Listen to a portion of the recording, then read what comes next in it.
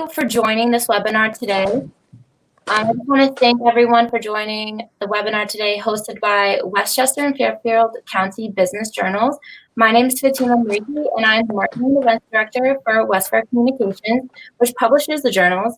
I'm happy to introduce our co-host and moderator for today's program, Kris Ruby of Ruby Media Group.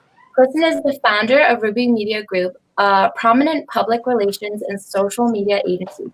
She is also a national television commentator whom you have probably seen on a number of cable news shows over the years. We are proud to have Kris Ruby moderate and co-host this event with such esteemed guests commenting on important issues of concerns for all of us. And here is Kris Ruby, so take it away.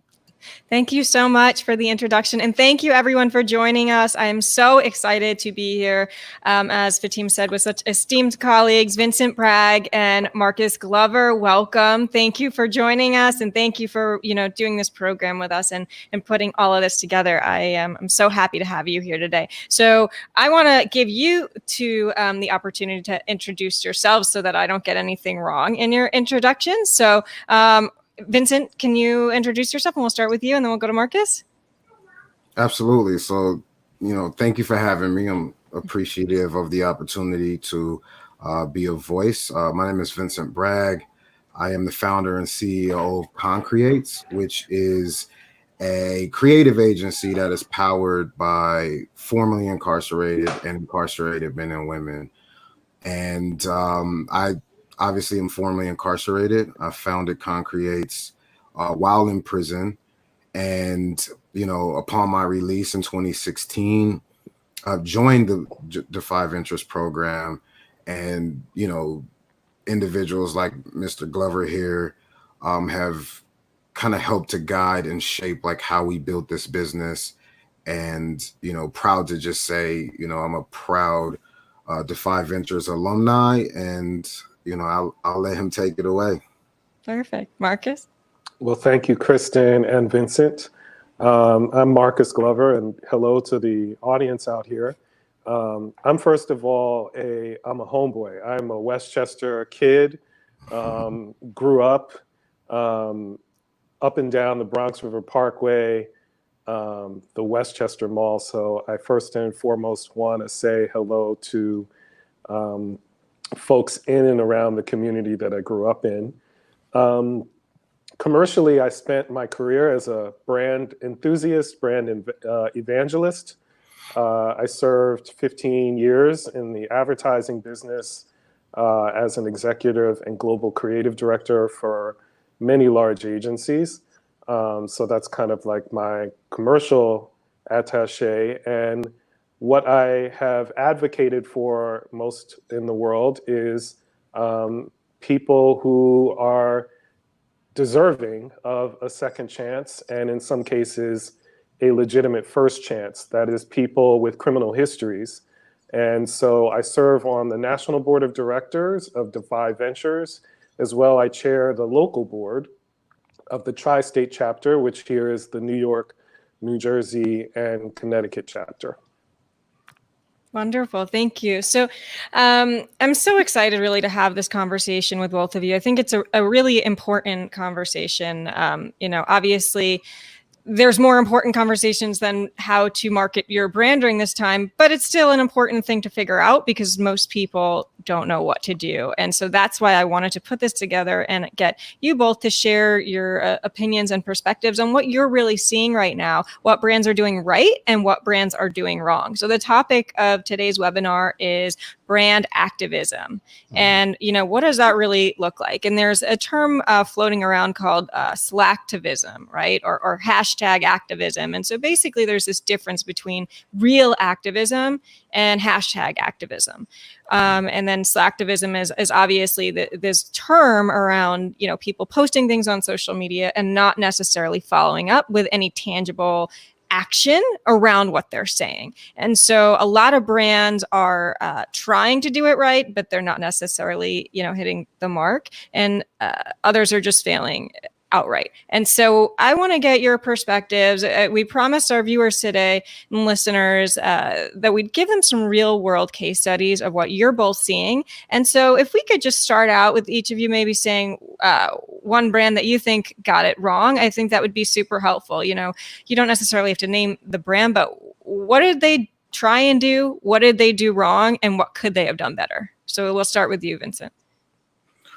Sure. I think from a broad kind of perspective, I think that the interesting thing is, especially coming from incarceration, is to really kind of look at brands who have this kind of built into the fabric of their company. And so when you think about the companies that actually benefit off of maybe prison labor and why something like this wouldn't be embedded in the fabric, I think maybe we could start there, right? So then you have these, brands actually making these claims. And so, hey, we stand with the Black community, right?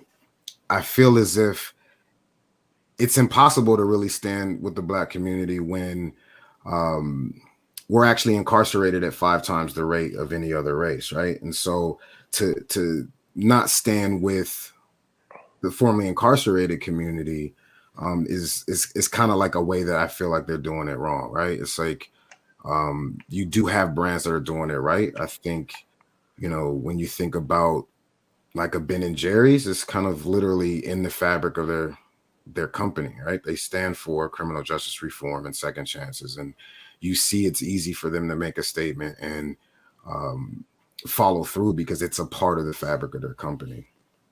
I don't think I answered. It was wrong. Who's doing it wrong, right? Yeah. Right. And so I guess to say, for me, like a huge number of brands are doing it wrong because they're just making statements, right? They're just rushing to make a statement and say, we stand with the Black community. And it's not really being a wholehearted, well thought out, plan of action to, long-term. And like I said, embedding that in the fabric of their company. Okay. Marcus. Sure. Well, I think, part of what I'd like to do is maybe establish the realities in which we're operating. Many people are, for the very first time, becoming familiar with these terms, performative allyship or allyship, what it means to be anti-racist. What is the nature of privilege or white privilege? These are words that are being thrown around, and many people are hearing these things for the first time. So I want to do a short exercise to see if, for this group and the viewers and listeners who are in our audience, if we can just maybe share an experience that can help us to ground ourselves in what we're talking about. So what I'm going to ask everyone to do, including those at home who are watching, I'm going to ask everybody to put your 10 fingers in the air. No, I'm not going to arrest you. I just want you to put both hands and 10 fingers in the air. Vincent and Kris, I want you guys to do it. I don't know. I don't know what this is, but we'll try it. I know you don't want. I know you don't. Okay. Know. So the goal of this exercise is, in 1 minute, what I want to try to do is see if we can create an experience that's going to maybe show us how different our experiences are. I'm going to ask a series of questions. And as I ask the questions, as you identify with the answers in the questions, I want you to put a finger down, okay? Mm-hmm. And if you don't identify, if you haven't shared the experience of the question, then keep your finger up, okay? Simple enough. All right, The first question is, put a finger down if you have ever been called a racial slur. Put a finger down if you have ever been followed in a store unnecessarily. Okay? Put a finger down if you have ever been accused of not being able to afford something in a store. Put a finger down if you have fear in your heart when you're being stopped by the police. Put a finger down if you have ever been stopped or detained by police for no valid reason. Put a finger down if you've ever been denied service solely because of the color of your skin. Put a finger down if you have ever had to teach your children how to be arrested and not get killed. Put a finger down if your children under the age of 8, along with yourself, have ever had at gunpoint the police stop you, at gunpoint at the heads of your children and yourself. Finally, put a finger down if you, in the last 6 months, have ever had to say to your children, make sure your cell phone is charged and you know where the record button is. Okay? So I don't have any fingers left.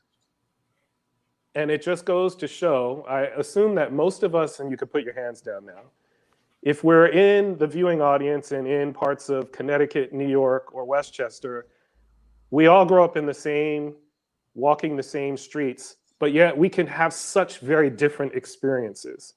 And so part of this whole period that we're in is really learning what it means to be in someone else's shoes. I don't necessarily think I am any different than anyone else, other than I've had very different experiences. And to the degree that the most effective brands are those that know how to speak to people's uniqueness, brands are really not, by and large, doing a really great job of understanding these issues of systemic racism, over-policing in communities of color, and the effects of privilege on communities of color. So if I were to say who I think is maybe doing it right, I definitely think one of the MVPs of our culture right now is Jack Dorsey, the CEO of both Twitter and Square. He's walking the talk, putting his money where his mouth is, and he's making changes in his organization, like making a national holiday for his employees out of Juneteenth, the day that is, or at least has been celebrated by African Americans to end this plantation slavery. I think who is getting it wrong? I frequently hear that makeup and beauty brands that historically are overlooking their Black and brown customers still are not getting it, even in this moment of adversity and crisis, not speaking to their uniqueness in their beauty, and now in this condition that we're in. So I hope that provides some clarity. It's interesting to me, both of your answers around this, right? Because you're saying Jack Dorsey and the other one was Ben & Jerry's. And I guess my perspective on both of them is almost the total opposite way on what they're doing. I think, do we want to go there? Do we want to have a discussion about what I think about those brands, or do we want to go to the next question? You guys tell me. I got my gloves on, so So let's talk about Ben & Jerry's. I mean, their last thing that they put out right this week, I think they said, we stand against white supremacy. Is that what they said? Is that yes. Okay? So that's correct. So the challenge that I have with that is that they are assuming, right, that their entire customer base is somehow lumped in with this notion of white supremacy, which is incorrect, right? So as a customer who is white, I take offense to something like that. And that would make me not want to buy their ice cream, because I think that's a form of racism towards people that are white but aren't racist. I just want to see, that's the other side of that. If they wanted to say, for example, we stand against Antifa, I would support that message because that is true, right? But they're not going to say that. Instead, the problem with that vernacular is that they're basically saying that, this rhetoric that anyone who's white is racist, and I don't agree with that at all. I don't think everyone who's white is racist. Well, Kris, I actually take pretty strong disagreement with that. Okay. I don't think that's what they're saying. I don't think that a message of anti-racism is somehow a message of anti-whiteness, and is a message that is intended to, it's now a trope and cliche in our culture, all lives matter versus Black lives matter. No one is saying that there aren't needs and things that need to be recognized around white America. I think what we're pointing out is that there has just been a void that has been unfilled over time that is addressing some of the areas of deep concern, and I would even go further and say deep danger to the reality of being Black in America, right? And so anytime that there is an issue that affects white people and whiteness, it could be, there could be child abductions, there could be the same equal amount with Black and white children. Somehow, at least it's our perception that the media will give a lot of coverage to those white children because there's nothing that the world wants to see less than children that suffer, and in particular, white children.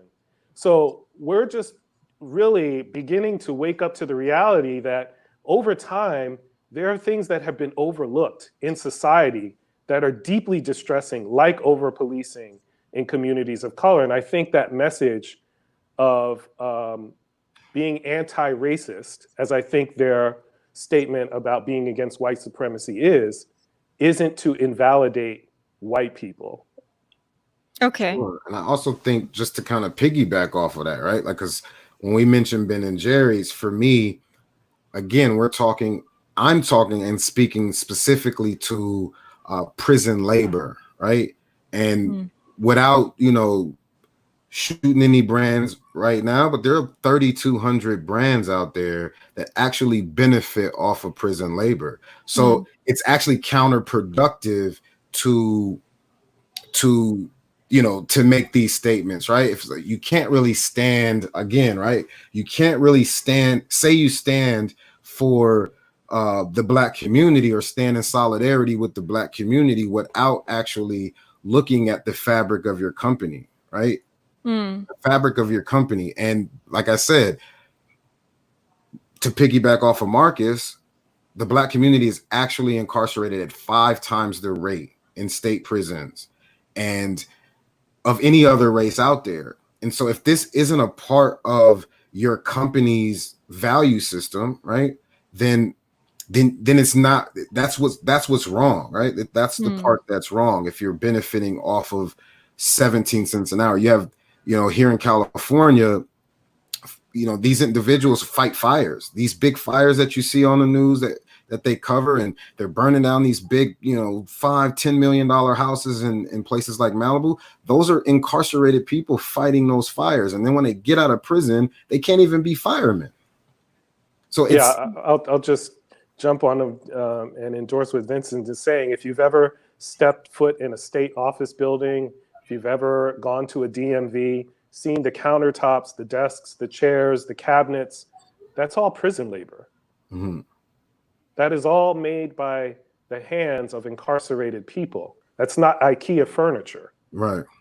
In many jails and prisons, the masks that you're wearing on your face is made by the hands of prison labor, and yet is being paid a fraction of the cost. So, it only takes 2 hours of your time to watch a documentary like the 13th that shows the 13th Amendment in the Constitution, which gave cover to wealth holders to use and create an extension, a bridge from the plantation system in slavery to the prison system that we have now as a mechanism for corporate profit. So this is interesting. And I think that a lot of people tuning into this may not be aware of what you're talking about. So I find this fascinating. I guess, Vincent, can you talk a little bit then about your agency? I know you work the notion of ConCreators, right? Some of these people are in prison, right? So can you tell us how that agency functions or works?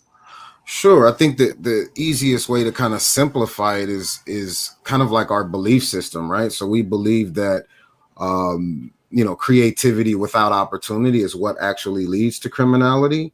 And, that kind of formula, was thought about from a standpoint of, I was convicted of a drug conviction, but I was actually pretty successful, as a drug dealer, as far as, money operations, like how things went. And I was able to realize, like, the difference between me and any one of these CEOs out here was that my product was illegal, right? And if I could, transfer my hustle, right? The opportunity to transform my hustle into something that wouldn't get me sent to prison, that I would in turn still be successful when I got out, right? And so that's the first thing, right? It's just the belief system that, hey, this guy isn't a bank robber, he's actually a strategist. If we were able to, channel that particular mindset and skill set into something in the agency world, that he could be successful, or she could be successful as well. And then, the second kind of component that I think is equally important, which falls back to the conversation we were just having, is how does this thing become something that's not slave labor of the mind, right? How do we actually pay a fair wage for the ideas or the brilliance that's coming from behind bars? And so the functionality of what we do is essentially we'll get a brief, right? In the agency world, it's like you get a brief and it kind of explains like what the brand is looking for. We can blast that out or target it to, we've kind of actually broken it down to a science, right? Like if we're looking for like a Latino male demographic for brands, say in Texas, we're not going to target Latinos in California, right? Because these are two different kind of mentalities. So we would blast that brief out to, those specific demographics that we're looking for insights or, opinions on. And essentially everybody's paid for their ideas. And then once we start to kind of narrow those things down to maybe the top 5 ideas, then those individuals are paid again. And then the actual idea that gets to the point where it's going to actually be made, then that person actually gets another bonus.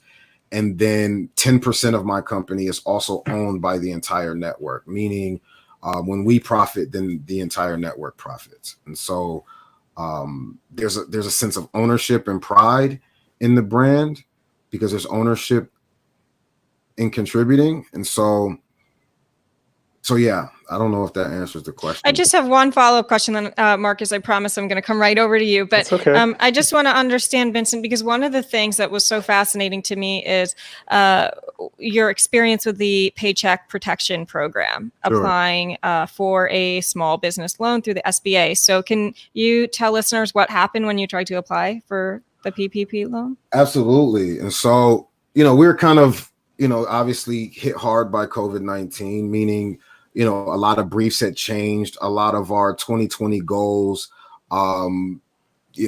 just were kind of darkened because of the state of the country at the time. And, we thought, hey, we got really excited, like, okay, cool, there's help on the way. We're going to fill this thing out. We're going to show our taxes and, all that stuff. And we're going to get some money to help, keep our guys, working. So go to fill it out. I believe it's like question 5.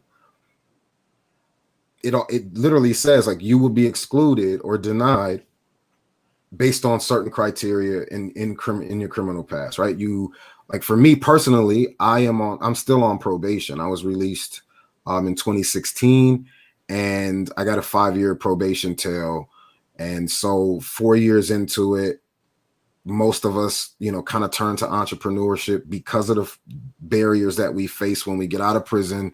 And so that's what we did. We started a business, been, kind of really crushing it lately. And the 3 questions it was 3 questions in one, right? So one of the things was it didn't give you the opportunity to explain anything, right? It says, are you on probation or parole? One of the things was also, is any employees in the day-to-day operations, also, do they have criminal history? And these things are what excluded us. And so because my organization is completely powered by, formerly incarcerated individuals, my day-to-day operations are, contributed to by, people with criminal history. And ultimately we were denied. And so,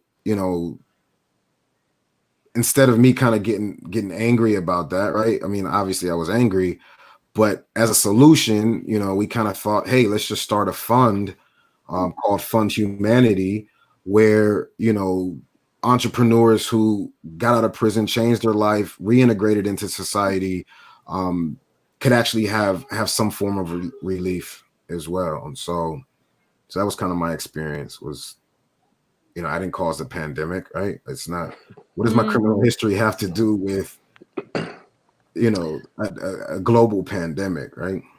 So Marcus, I'm going to take this over to you now. So, you talked earlier about this notion of systemic racism. Based on what Vincent just said, would you say that that's an example of systemic racism? I want to make sure I'm phrasing this properly. Well, sure. I think it's absolutely a form of bias and prejudice against people with criminal histories. And we know that although Black people are 13% of the population, we are 30% of the incarcerated and more.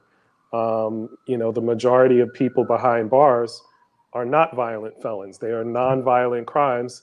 And yet, once people have served their time, it burns my soul, that we uphold such liberal values and believe in an unbiased society, yet there's this little poison at the bottom of job applications and PPP loan applications called the black box, which is, do you have a prior felony? And if you check yes, then your application is immediately thrown out.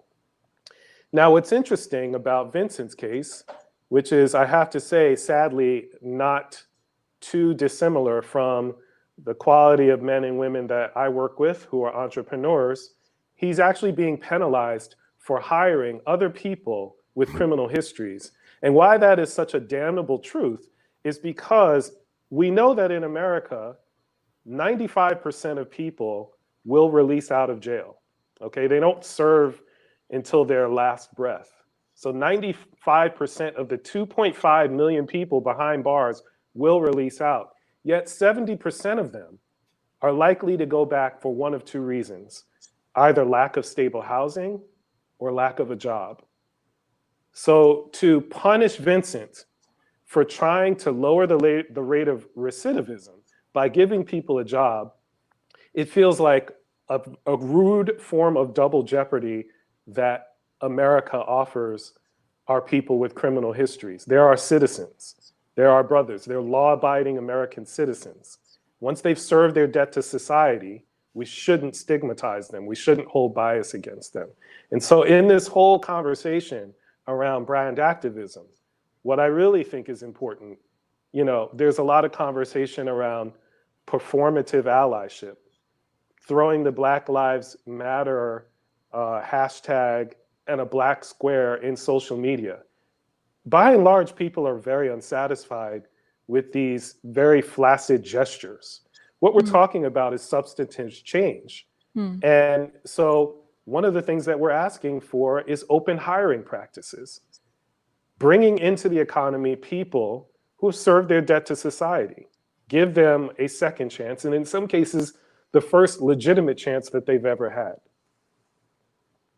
I mean, that's so powerful, and I couldn't agree with you more on all of this. And so, one of my issues, and I've shared this with both of you, is that, and why I also reached out to you when all of this was going on, is that I noticed that this conversation around criminal justice reform seemed to be lacking from a lot of the national protests and things that I was seeing over the past weeks. And I saw that things like Defy Ventures, or Vincent, what you're doing, or what this remarkable business you created with ConCreates, or what happened to you with the PPP loan, like these are just not stories that I was really seeing broadcast anywhere. Maybe there were a few stories or a few links, but it was not, a large part of the conversation. And to me, I couldn't really understand why, because it seems like it should be, right? If there's a movement that says that these lives matter, well, what about Vincent's life and his business? Does that life matter?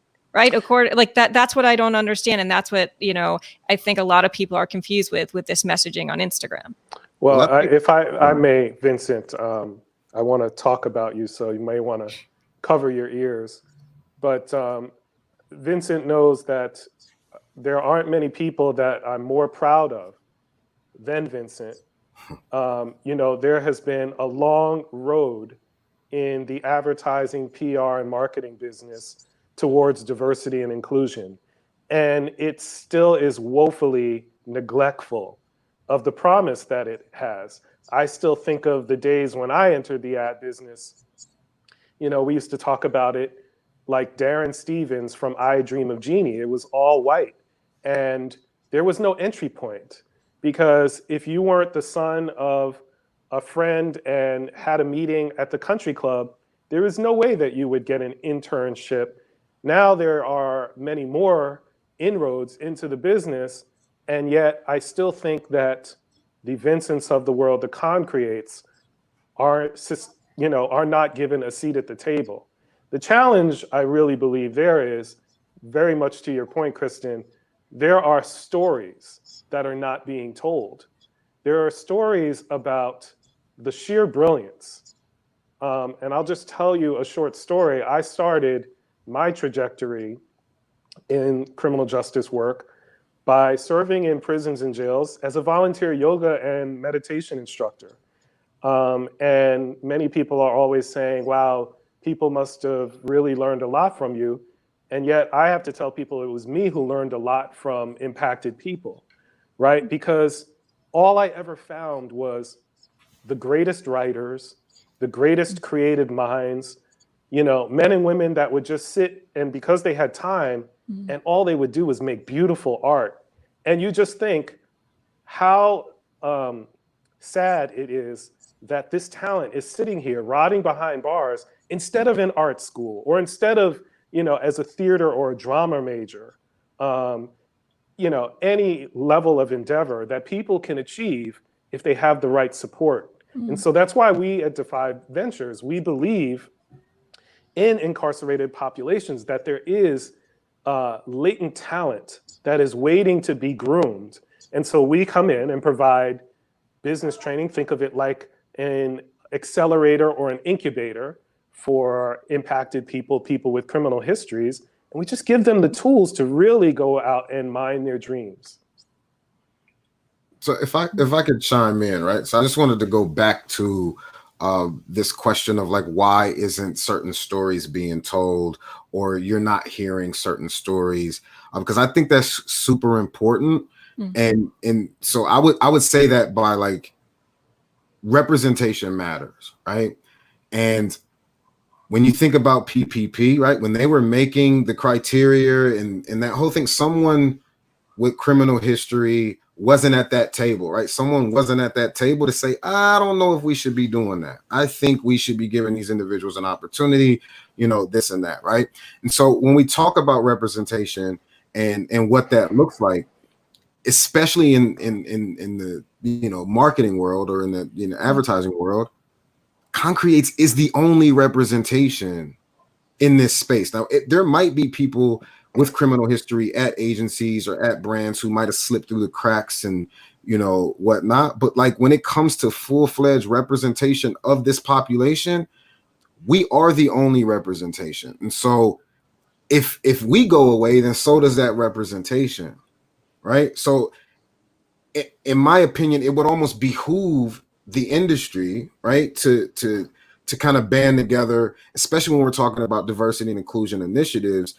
This population is just never included. It's never a conversation. And so even when you work with some of these, enormous brands that we're kind of talking to, there's still this background check, right? And the conversation is now, becoming like, I don't even understand why this is a conversation. Why would we have to kind of do a background check when you're hiring us, right? Because we have criminal history and you want that unique perspective. Is that even, something that really should be happening, right? And it's like, because on the other side of that application or the other side of that policy making, there's still no representation at the table. And so, yeah. I want to ask you a follow-up question to that, Vincent. One thing that we had talked about, you and I, is when these brands that hire PR firms, right? Sometimes they hire them because they see something, like what's happening going on. They say, we need to change our messaging. We need to change our mission statement. We need to work with a firm and do an RFP and hire someone. Tell me your experience of what happens and how that can sort of fall apart if they hire this PR firm and then maybe there's turnover or they fire the PR firm, right? Like, I know you said you've had some experience in that area. And so what does that really look like? And is that an example of a brand authenticity or total lack of authenticity? Well, again, right? So I just want to be clear that, you know, the industry that I am involved in, right, is I believe creative has the ability to change the world. Mm-hmm. And that's from a PR, a media, film, advertising perspective, right? Like the things that people see are the things that people emulate. Those same biases that we have that are unconscious also comes from the things that we see, especially if you're not connected to these communities that you have these biases against, right? And so I think there's a lot of work to do in the industry, but again, right, there's also the on an industry level a responsibility of also oversight, right? So if I am the PR firm, or I am the agency of record for X, Y, and Z brand, and I'm saying, hey, right now, corporate social responsibility is a big thing. You need to, have this initiative, or you need to put out a statement that says this. As the agency, right, I need to be also in positioning and strategy, right? I need to be the person overseeing that the brand is actually executing and delivering on their promise, right? Like as I can't just give you an idea and then tell you to go out and run with it and expect you to not get in trouble with the way you're handling it if I'm not there side by side with you, making sure that you're actually being diverse in your hiring practices, or actually making sure that you're spending those dollars to the initiatives and whatnot that my agency might have given you the idea on what to do, right? So that is also the a huge issue for me, is just not being able to see these things through and actually holding brands accountable for the statements that some PR firm might have said that you should make. And I think that's a really interesting topic. And Marcus, I'll go to you on this. But, basically what I'm hearing Vincent say is that onus has to also be on the PR firm, right? So if you're representing someone, like my firm just signed something called the Truth Pledge, which is all about the fact that anything we put our name on has to be fact checked, verified. And it's really sort of, our reputation on the line. If we say we're going to do something, to Vincent's point, it has to be done. And we have to take, co-share that responsibility with the brand to make sure that we're not just putting out pretty creative and then they're doing the opposite, right? It's not, these things have to be followed through, where it's not just something you do because people tell you to do it now. But I believe that if PR firms are representing brands that they actively know are putting out statements and then not doing these things that Vincent is mentioning, that they should drop those people that they work with, because they're actually part of the problem. The PR firm is part of the problem in that regard, because they are the ones that work with these brands every day and have to hold their feet to the fire to make sure that they're actually following through with these promises. So Marcus, what do you think about that? Well, I think it is a great point you're making. I think that what we're seeing, just broadly speaking, is brands are our universal storytellers. They are our common point of reference culturally. And, we commonly believe that they don't always get it right, that they're not always sharing narratives that are empowering voices and helping to move conversations forward, and they're shying away. And I think if we commonly agree that at a very high level, brands have this role as chief cultural storytellers, then what we begin to see is this slow disintegration and slow, almost like these systems of integrity. The more you go down the food chain, whether it's in production and not using diverse production companies, hiring the ConCreates of the world, giving impacted people a seat at the table. And not just in a token sense, as Vincent is saying, but actually being able to steer the process. And so I am of that age where I remember the Coca-Cola commercial, I'd like to buy the world a Coke. And it was all about diversity and this beautiful mosaic of all these different faces that represent the America. But when you really think about it, if you flip the camera around, you have to wonder, like, what level of diversity, whether it's, ethnic diversity or gender diversity, what level was behind that? And that was, 40, 50 years ago. And we're still having these same conversations. So, I don't think that the marketing, PR, corporate brand industries and platforms are above this conversation. And once again, it's just not going to be as easy as throwing a black square on Instagram. We're going to have to really uproot the tree at the roots in order to really instill a greater sense of diversity and equality. So I have a follow-up question for you about that. There's a quote that, if you want change, you must inspire change. You must not force the change, you have to inspire it. And so what I'm seeing right now on social media is this movement where people are sort of cyberbullying each other. They're saying, if you didn't post this square on Instagram, you're racist. I'm going to unfriend you. I'm going to follow you. White silence is violence, meaning if you don't, I think that's the quote, correct me if I'm wrong, but if you don't post something on your Facebook feed about this, about what's happening, then you support what's happening. I mean, it's a narrative that I fundamentally, disagree with. And I think what happened here, and I know, Marcus, we were talking about this, putting together this whole experience is a perfect example of why, right? I'm someone who didn't necessarily post something the day that all of that was happening last week, but I decided that I wanted to do something that it was my contribution to all of this, which is why I put all of my time and energy and agency resources in working with Westchester County Business Journal and their amazing team to put this together and to work with you both to put this together. In my opinion, that is infinitely more valuable and useful than posting a square on Instagram. And so this notion that we're going to tell people how they have to make change is just something I don't agree with. And I think, it's causing a lot of problems and hurt relationships with people. So what do you both think about that? Well, I'll start and then hand it over to Vincent. I think it was in the Vietnam War, the axiom was born that in times of war, the first casualty is the truth. And so I do not in any way believe that the answer to the scourge of over-policing, systemic racism, and trying to build anti-racism coalitions is in any way to bully or to shame anyone. I won't have anything to do with that personally. Sure. I will tell you a short story.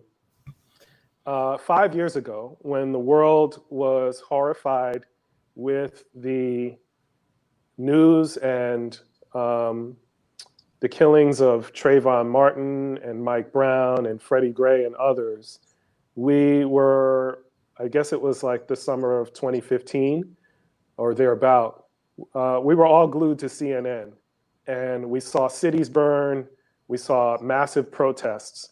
And I, probably like every other Black man in America and every other American, I would hope to think, was gripped, feeling tremendous grief and tremendous sadness at what I was seeing. And the only question that I could ask myself was, looking in the mirror, what can I do? What can I do? I personally didn't feel that marching in a city was my form of protest. It wasn't my form of protest. I have nothing but admiration for those that do put themselves on the line, but I thought there was a different contribution that I could make. And the first thing that I did, which is the first thing that I hope that brands and just ordinary people will do, is listen. Just listen. Just listen and learn from the experiences of others. So when I tell you my story about what it meant to be a young father with young children, held at gunpoint, with guns pointed at the heads of my children, listen and empathize with my experience. And then maybe act. So for me, after I learned what I thought were some of the more critical issues, I thought it was important for me to actually go inside jails and prisons and to see the conditions of where geniuses like Vincent Bragg and others had made a recommitment to do something incredible and with their lives. And then I realized, wow, I have this tremendous storytelling craft and ability that I learned from the advertising business. And this just isn't a story or a process that can be used to help brands to tell a better story. It's a process that can be used to help people tell a better story. So you meet so many people inside who are down on their luck. They come from distressed backgrounds, and they are telling a very disempowering story in life. Well, what I realized was if you just give them the same tools of how to reconceptualize who they are, how to go after a goal, then maybe you can turn that disempowering story into an empowering story. And so what I do with Defy Ventures and what I do in my commercial life, it's my form of protest. It's my form of a march. And so I don't think that it's necessarily going to be the case that everyone, although I have to say I'm elated at the world has woken up to our version of the Arab Spring and we have taken to the streets. We should all celebrate that. But I think it's now the point for all of us to figure out what our form of sustained activism is going to be. Kristen, you've done the world a great service by making these microphones available to these different stories. Sure. This could be your form of activism and protest. So, and I have to say, once again, thank you to the Westchester Business Journal for allowing us this platform. So, Vincent, I'll turn it over to you. No, I mean,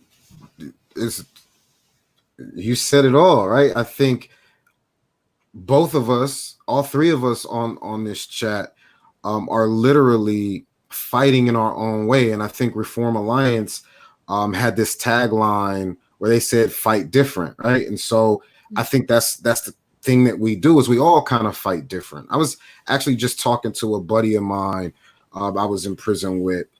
Hopefully he's watching. What's up, Trevor? And he, he's a white guy, and we talked about like prison politics and how, it keeps us from, going to riots, right? And how representation is actually a fabric of prison, society. And so I always thought that it's so interesting to me that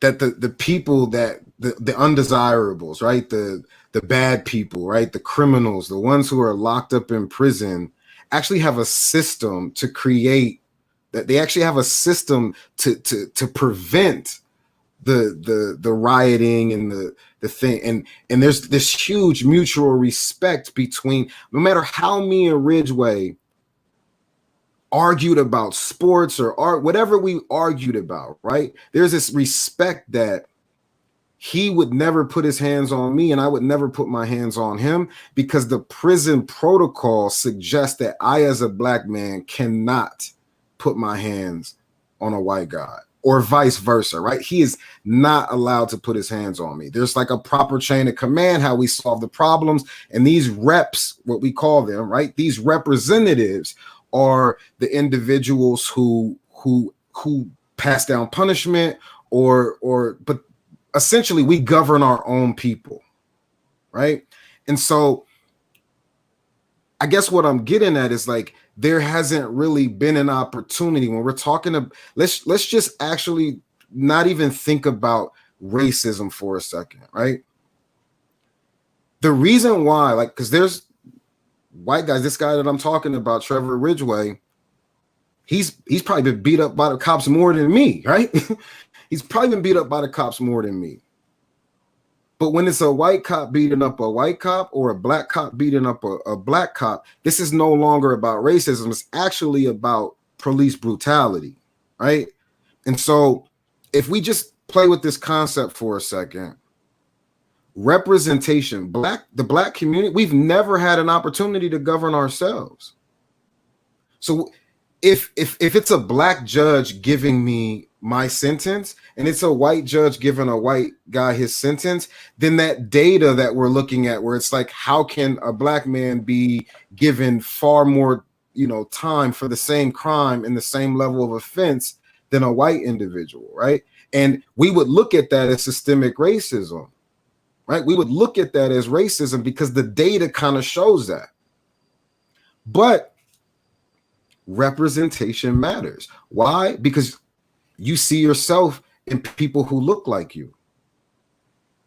There is an opportunity for a black judge to look at a black man and see her nephew, her son, and say, you know what? He's in a bad spot. You know, maybe he made some decisions. Maybe he's an addict. Maybe he does all of this crazy stuff because he's an addict. Maybe I should be giving this individual some help rather than some incarceration, right? And so I keep saying representation matters because I've lived the experience of what representation looks like in prison. When I get to a prison yard, I immediately have to go see the black rep for my unit, for the yard, whatever. There's someone who we have elected that is a level-headed person who's not, you know, there's always this level of representation. So no matter what conflict that I would have with another race would always be resolved in a peaceful manner. And so let's take this out of prison. Let's take this out of policing and let's look at the brand world. When I'm getting called into HR because of, you know, I guess there's like this term going around about, you know, they're calling her Karen, right? And so, you know, there was this incident about a black man, a bird watcher. He wanted this woman to put her dog on a leash, and she called the cops, and she was like, an African-American man is threatening me. And, you know, for us, that's a scary thing, right? Like when the cops come and you're a threat, tensions are high. There's no telling how the situation could end, but regardless, right? But if there was representation for both sides that would show up to that thing, because a white man might see his daughter in a white woman, right? He might see, and he might have the notion to protect that, the same way a father would protect his daughter in any culture, right? So if it's like, okay, it's a white woman, a black man, the same way a white woman or any woman cannot be patted down by a male officer. They have to get a woman officer out there to do that. It's almost like, I guess what I'm suggesting is like, what if that were the case, right? Okay, altercation between a white woman and a black man. Let me send the black rep. Let me send the white rep down there to handle the situation. Boom, these two are able to kind of mitigate, figure out what's really going on before it becomes something that it shouldn't be. And I'm only saying that because I am a firm believer that representation matters. I get called into HR, I should have a rep. Karen shouldn't be able to just make an accusation against me because whatever her bias, I don't care what those biases are, right? So, by the way, it seems my computer if this just abruptly ends in a few minutes, it's because my computer has died. I don't want any, oh, no. I'm getting notifications saying this is on low battery, but I know we only have 7 more minutes here. I'm just letting you know that. But, you know, Marcus, to Vincent's point, help me now understand representation matters. How does representation matter in the ad marketing and PR world? And what are actionable steps that someone can take today after listening to this message? Well, the first thing that I'd ask every agency to do is give Vincent a call. And I truly mean that. You'll find that the work of ConCreates is on par, if not better. And what you'll be doing is working with a network of impacted men and women, and adolescents for that matter, who are born storytellers, who have now been empowered with tools to learn how to tell stories. And I guarantee that the product that you get, you most likely wouldn't get from any other agency. The second thing that I'd ask brands and agencies to do is to review your hiring practices. You know, I know that we're all very well-intentioned people, but the clubhouse effect, you know, the referral of a friend, it needs to be conditional, or, you know, put into a container. Not everything should be through the lens of, you know, my cousin's waiter's girlfriend. Because oftentimes all you do is hire people that are already in your circles and network, and you never reach outside to people more diverse than you. The next thing that I ask is for people to learn more about open hiring practices or fair chance hiring. You can come to Defy Ventures, defyventures.org. You can also go to the Center for Open Hiring, where there are practices and standards that will help you to extend your candidate pool into areas that will help you to truly reach into areas of diversity and inclusion.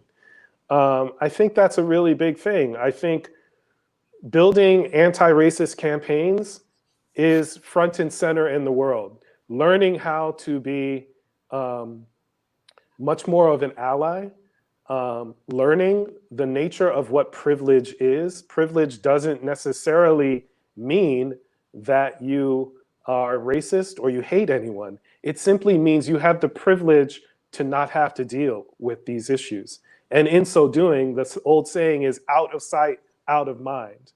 These issues don't even come up for you because your privilege allows that for you. So really understanding the nature of privilege, the role that privilege plays in the ag culture and the ag world, I think has got to be the homework that we do going forward. I think that's a great sort of closeout here. I know we have about 2 minutes left, and I want to give each of you a chance to just say anything else before we wrap up. But before we do that, I just want to say a special thank you, Marcus and Vincent, to you both for your time. I really appreciate you taking the time to doing this webinar today, to giving your time. The conversations that you've had with me, leading up to this have been life-changing for me and really so valuable in addition to what we're doing now. And I think that's part of the magic here, right? When you do something like this, it's not just what people can see right now. It's also all the offline conversations that happen. And I know for me, that's just been a really impactful part of all of this. And I really wanted to give you each an opportunity to, as you said, Marcus, have the microphone today and to put you in the spotlight, because I think these are very important issues. And to be able for all of us to come together, to have a logical conversation like this without emotions, without attacks, with, you didn't know what this was going to be like. You didn't know, is Kris Ruby conservative? Are we going to fight on this? Is this going to, blow up in flames? Like, you didn't know. You took a chance. The three of us all took a chance today on this. And this is really, if I have an opportunity to give people a message, it would be that, try and take a chance to have conversations like this, whether you record it or you don't. These conversations, I believe, are valuable and useful and infinitely more important than just posting something on Instagram, because this, I think, can really lead to real change when someone takes the time to walk you through something and have patience with you, and that, goes both ways. So I'm really so grateful for this and for your time for this. Well, I'll go first. I'd first like to thank you, Kristen, for your efforts to have these uncomfortable conversations. I think we don't always agree, but I think if your audience hears one thing, it's the respect that we have for one another.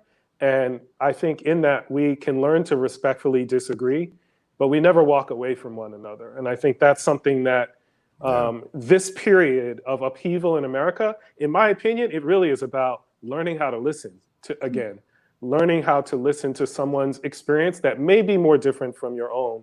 I'm going to give you my email address to your audience, Marcus Glover, like Danny Glover, marcus@marcusglover.com.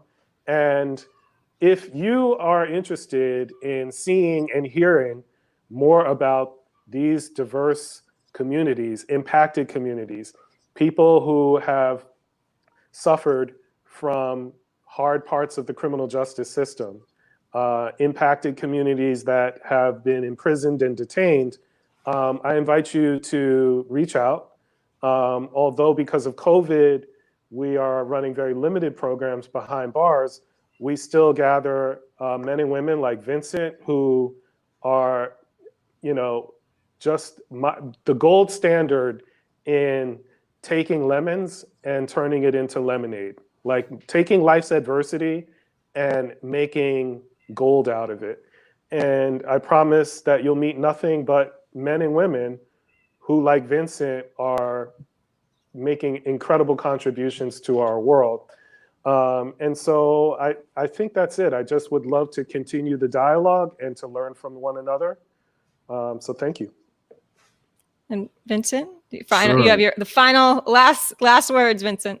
I appreciate that. So thank you, Marcus. I mean, you always are far too kind and super articulate and eloquent with the words, man. I wish I could be a little more like you, but I like to show up, you know, as authentic as I possibly can. You see the crazy beard.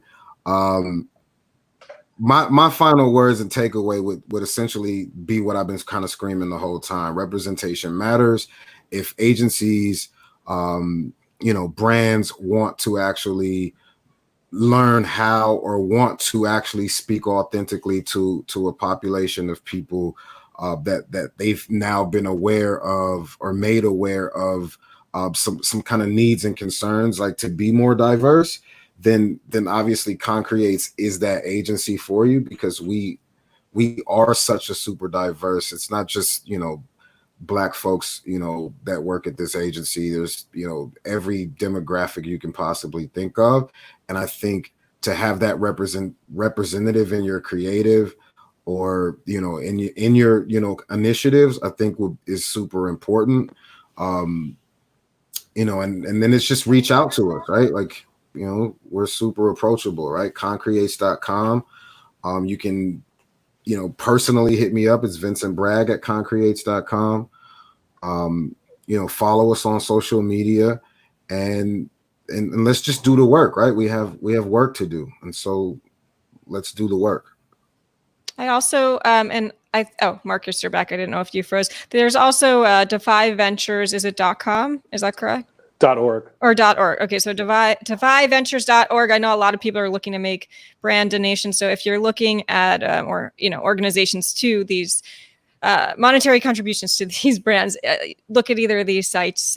Consider them when you are making donations right now. Please try not to leave amazing organizations like this out of the conversation or consideration, or again, having a seat at the table, as you guys so eloquently said. So that is it. We are finished here. Thank you again. And we will make this live stream available afterwards, and we will share the link with everyone. So thank you again for your time, and we are out. Thank you, Kristen. Thank you.